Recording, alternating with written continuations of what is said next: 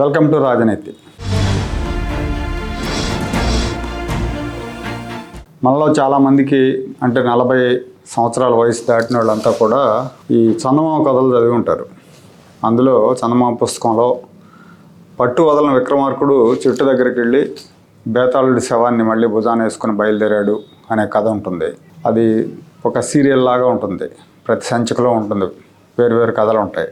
ఆ పట్టు వదలని విక్రమార్కుడిలాగే చెవిరెడ్డి భాస్కర్ రెడ్డి కూడా జైల్లో నుంచి ఏదో ఒక రకంగా బయటకు రావాలనే ప్రయత్నాలు చేస్తూ ఉన్నారు. ఆ ప్రయత్నాలు ఫెయిల్ అవుతున్నా కూడా ఆయన ఎక్కడ విసుగు చెందట్లా. లిక్కర్ కుంభకోణంలో అరెస్ట్ అయిన చెవిరెడ్డి భాస్కర్ రెడ్డి రిమాండ్లో ఉన్న విషయం అందరికీ తెలుసు. ఆయన అనారోగ్యాన్ని సాగుగా చూపించి ఏదో ఒక రకంగా ఆసుపత్రిలో చేరడానికి చెయ్యని ప్రయత్నం లేదు. అంటే బెయిల్ పిటిషన్లు వేస్తూ ఉన్నారు, వరుసగా బెయిల్ రావట్లేదు, బెయిల్ పిటిషన్లు రద్దు అవుతున్నాయి. దాంతో ఆసుపత్రిలో చేరితే కొంత రిలీఫ్ ఉంటుంది కాబట్టి హాస్పిటల్లో, జైలు కంటే ఆసుపత్రి పదిలం కాబట్టి ఆసుపత్రిలో చేరే ప్రయత్నాలు చేస్తున్నారు. మొదట తనకు వెన్నునొప్పి తిరుపతి స్విమ్స్లో ఫిజియోథెరపీ చేయించుకోవాలని చెప్పి పిటిషన్ వేశారు, పని అవ్వలేదు. తర్వాత నెల్లూరు జైలుకి తరలించండి నన్ను, విజయవాడ జైలు కాదు, అక్కడికైతే నాకు ఫిజియోథెరపీ చేయించుకోవడానికి అనుకూలంగా ఉంటుందన్నారు. ఆ తర్వాత కొంతకాలం తర్వాత కేరళ వైద్యం చేయించుకోవాలన్నారు, ఏది వర్కౌట్ కాలేదు. కొద్ది రోజులకి గుండె నొప్పిని హడావుడి చేశారు. గుండె నొప్పిని హడావుడి చేస్తే విజయవాడ ప్రభుత్వ ఆసుపత్రికి తీసుకెళ్లారు జైలు అధికారులు, పోలీసులు. అక్కడ 2-3 గంటల సేపు ఈయన పరీక్షలు చేసి అంతా బాగుందని రిపోర్ట్ ఇచ్చారు. దాంతో మళ్ళీ బ్యాక్ టు జైలు. ప్రతిసారి అనారోగ్యం అని చెప్పడం, టెస్టులు చేసి అంతా బాగుందని చెప్పడం ఒక రివాజ్గా మారిపోయింది.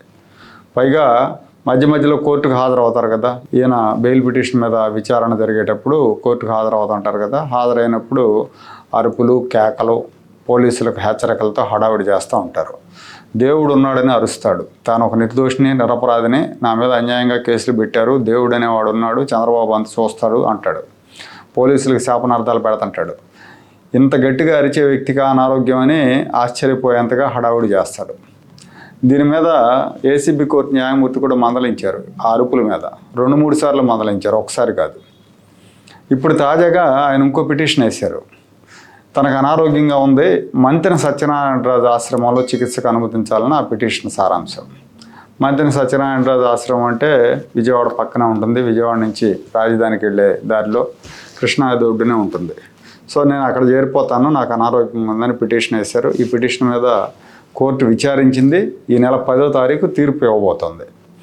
ఏదో ఒక రకంగా విజయవాడ జైలు నుంచి బయటకు వెళ్ళేందుకు చెవిరెడ్డి దండయాత్రలు చేస్తూనే ఉన్నారు, కానీ వర్కౌట్ కావట్లేదు.